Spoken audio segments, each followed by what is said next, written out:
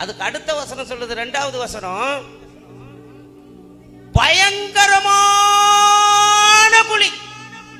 என்ன குழி? சாதாரண குழி இல்ல. நான் எந்த குழியில கடந்தேன்?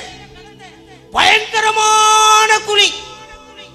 பாவங்கிற குழி, குடிப்பழக்கங்கிற குழி, விபச்சாரங்கிற குழி, வேசுத்தனங்கிற குழி, கடங்கிற குழி, பயங்கரமான குழிக்குள்ள கடந்த. பார்த்தா ஆழமா இருந்துச்சு. பயங்கரமான குழியில் இருந்து என்ன,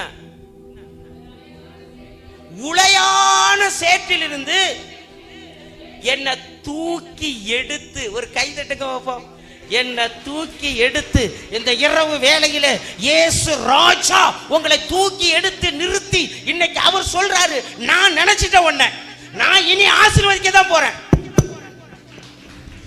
அல்லேலூயா, அல்லேலூயா.